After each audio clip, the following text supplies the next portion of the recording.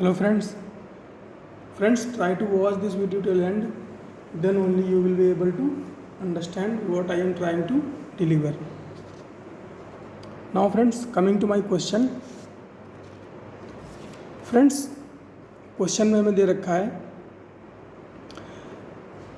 कि एक रॉड है जिसको एल शेप में अटैच किया गया है। दो रॉड को एल शेप में जॉइन किया गया है और फ्रेंड्स इस रॉड के ये एल शेप रॉड है, इसके एक एंड को यहाँ पे हिंज किया गया है और हमें बोला गया है कि अगर इसको एक्सिस ऑफ रोटेशन माने इस पॉइंट ए को, तो इस कंप्लीट बॉडी का मोमेंट ऑफ इनर्शिया क्या होगा वो हमें कैलकुलेट करना है। तो आइए देखते हैं फ्रेंड्स इस क्वेश्चन में क्या है।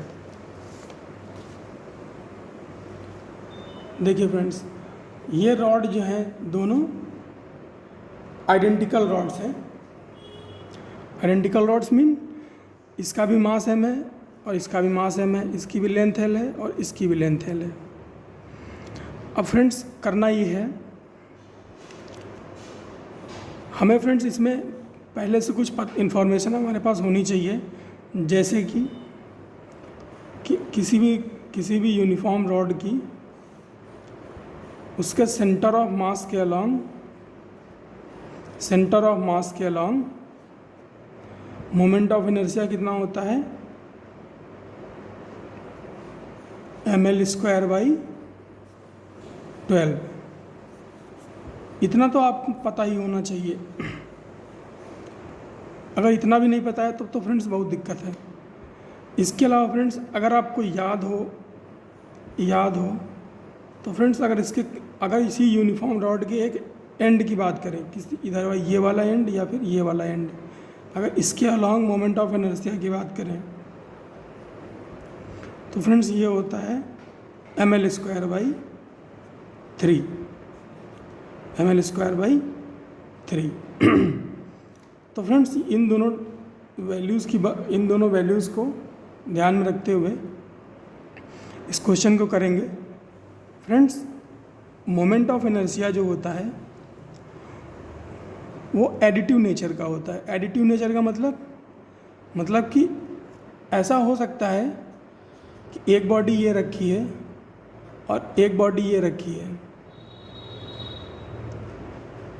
और ये दोनों की डिस्टेंस अगर बराबर है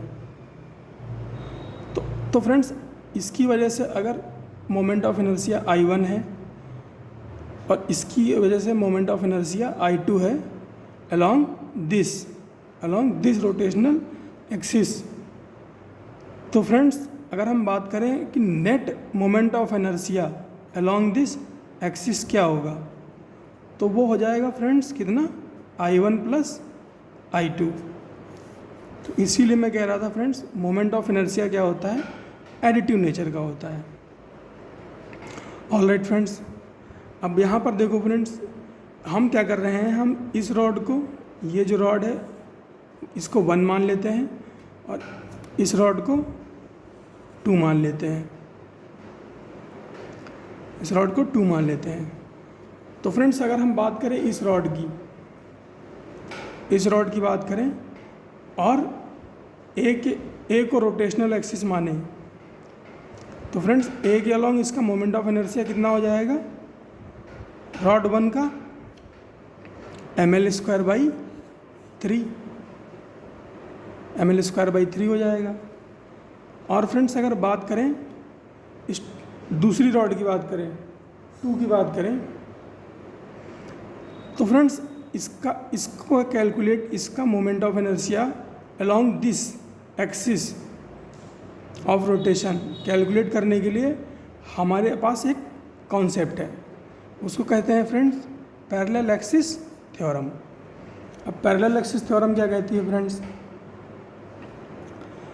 फ्रेंड्स पैरेलल एक्सिस थ्योरम कहती है कि किसी भी बॉडी की अगर हम बात करें तो उसके सेंटर ऑफ मास के अलोंग जो मोमेंट ऑफ इनर्शिया है वो ICOM प्लस परपेंडिकुलर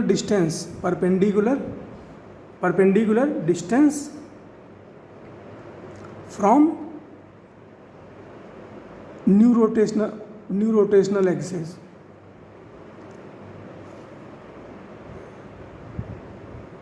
इसको अगर हम क्या करें, ये जो परपेंडिकुलर डिस्टेंस है उसको स्क्वायर करें और इस जो है बॉडी के मास से मल्टीप्लाई करें तो हमें क्या मिल जाएगा, ये जो न्यू रोटेशनल एक्सिस है उसके अलॉन्ग मोमेंट ऑफ इनर्शिया मिल जाएगा।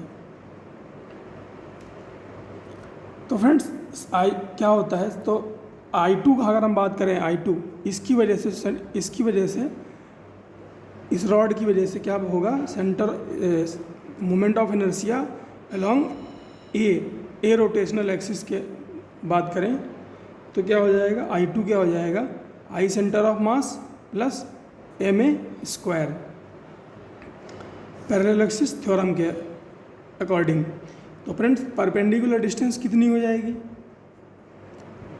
ये इसका सेंटर ऑफ मास है, टोटल लेंथ L है, तो फ्रेंड्स इसकी हाफ लेंथ कितनी हो जाएगी, L/2, तो ये हाफ लेंथ L/2 हो गई। ये है L, तो ये L है, ये L/2 है, और फ्रेंड्स ये 90 डिग्री के एंगल पे जॉइंट है क्योंकि L शेप्ड में जॉइंट है। तो परपेंडिकुलर डिस्टेंस कितनी हो जाएगी, बेस इंटू बेस का स्क्वायर प्लस परपेंडिकुलर का स्क्वायर। तो यहाँ से क्या मिल जाएगी, perpendicular distance square root of L square plus L/2 का होल स्क्वायर। तो फ्रेंड्स और सेंटर ऑफ मास के अलॉन्ग अगर हम बात करें मोमेंट ऑफ इनर्शिया इस रॉड का, तो वो कितना होगा, mL/12, अभी यहाँ पे बताया था, प्लस इस रॉड का मास m इंटू परपेंडिकुलर डिस्टेंस का स्क्वायर, परपेंडिकुलर डिस्टेंस का स्क्वायर कितना हो जाएगा, L स्क्वायर प्लस L/4। तो I2 कितना हो गया, mL/12 प्लस 5mL/4। अब मैंने क्या बताया कि जो मोमेंट ऑफ इनर्शिया होता है वो एडिटिव होता है, एडिटिव होगा तो हम क्या करेंगे, I1 और I2 को ऐड कर देंगे। तो ऐड कर देते हैं, mL/3 plus mL/12 plus 5mL/4। इसको आप कैलकुलेट करोगे तो ये आ जाएगा 5/3 mL²। इसमें फ्रेंड्स जो मेन कॉन्सेप्ट है ये एक तो ये एडिटिव नेचर वाला है, दूसरा ये पैरेलल एक्सिस थ्योरम है, तीसरा ये बेसिक इन्फॉर्मेशन, ये आपको याद करके रखना पड़ेगा क्योंकि हर बार आप कैलकुलेट नहीं कर सकते। Anyway see you in next question.